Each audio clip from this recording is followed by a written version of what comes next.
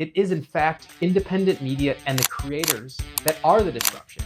They have the ability to enable direct distribution at scale in many different industries across our economy. 3, 2, 1, let's go! After I had this clarity around the future of the creator economy, I really sat down to think about where we're at today and where the world is going to really challenge my thinking and determine if creators really can become the distributors of the future.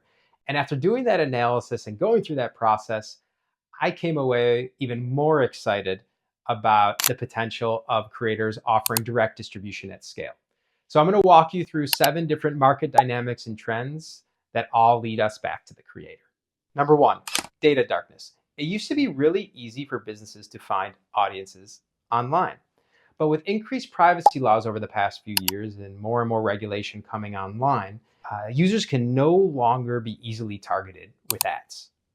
Just ask any direct-to-consumer company who was online advertising back in 2021 when Apple announced its app tracking transparency policy in April of that year. It made it much more challenging to serve personalized ads by reducing the data available for behavioral targeting. And so the consequence of all this is it is much harder to find an audience if you do not have one. And the result is people who have audiences will become much more valuable. Number 2, frictionless content creation. Nearly all the friction related to creating and editing content has been removed. So with a phone and a few $100 of equipment, nearly anyone, including your grandma, can have a professional setup. Anyone can become a creator today. Number 3, high quality content. The amount of content creation that's happening each day and uploaded to the internet is only going to increase, and the competition for eyeballs is only going to intensify. This stat is pretty remarkable. It is estimated that today, over 500 hours of video are uploaded to YouTube every minute. Let me repeat that one more time. Over 500 hours of video are uploaded to YouTube every minute. And the creator economy is just like any other market. As it continues to mature and competition intensifies, the cream's going to rise to the top. So it's just going to create a continuous improvement in the quality of content being created. Number 4, the emergence of the long tail creator. The long tail of the creator economy is much bigger than people think, and it's only getting bigger. It is estimated that only about 4% of all creators earn $100,000 per year or more from their endeavors. And what's interesting is over the past few years, we've seen an explosion of the number of micro creators. And these micro creators are defined as people that typically have less than 100,000 followers. And what's interesting about this category is they're typically providing much more specialized niche content, and they have very active audiences and communities. It looks very different than this first chapter of the creator economy, and it gets us really excited. So what's the result of all this? It's actually pretty simple. If you add up the number of niche creators and niche communities, it's just going to continue to increase. And so we need a completely new playbook and support systems to actually support this next chapter of the creator economy. That's everything from helping these creators launch adjacent businesses to talent representation. The list goes on and on and on. Number 5, everyone's favorite topic to debate, the rise of AI. Now, the good side of AI is many of these tools that are built and that are being built and improved are allowing creators to write scripts, edit content, and do much more with less. And this is no doubt going to lead to a completely new era of creativity, which I'm personally pretty excited about. Now, the negative side to this is there's going to be a dramatic increase in the amount of deep fakes and other fake AI created content. So it's going to become much more difficult for people to know what content and who to trust. The result of all this is we must establish new forms of digital trust.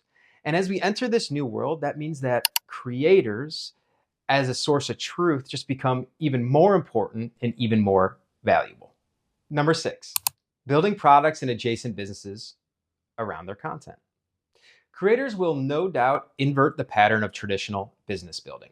They are going to increasingly develop more products and adjacent businesses around what their audience wants. And as a result, new forms of ownership, licensing agreements, and business models have emerged and will continue to develop as we enter this new era. Let's walk through a few examples of creators that represent this trend of launching adjacent businesses around their content and how powerful it can be. The first one is Doug Demuro. Doug is a popular automotive car review content creator on YouTube. And he launched an online car auction platform called Cars and Bids a few years back. And within 4 years, the car auction platform has sold more than $490 million worth of cars. The second example is Eric Espiritu. I hope I pronounced that correctly. But Eric is the founder of Epic Gardening, and he started creating content on YouTube over a decade ago. And he's taken all that knowledge that he's learned and the specialization that he's developed over the years and started designing and creating gardening products and started to sell them about, I don't know, 3-4 years ago. And it is reported that he now does close to $50 million in annual sales from his line of gardening products. The third example is Dani Austin. Now, Dani's a little bit different than the first two. And the reason why is she was a relatively well-known lifestyle influencer, predominantly through Instagram. And a few years back, she started to experience hair loss due to the stress of being a content creator. And at first, she was very private about it and did not want to share her story about hair loss. She even started wearing wigs. But she did get the courage and started sharing this very intimate information with her community. And something very interesting happened.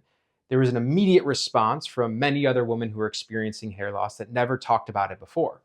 And so she realized that through this content and doing things like wig reviews and started making her own product formulations to help with scalp health, everyone started requesting her products because everyone was finding so much misinformation online that didn't really work. And so Dani launched an entire hair product line around this, focused on hair health and scalp health, called Divi Hair. And within 2 years, the company had done over $100 million in sales. Pretty remarkable. Number 7, consumer preferences.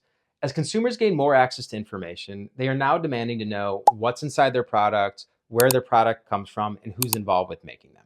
And what this is leading to is a desire for products and companies that are making things that are better for both human and planetary health.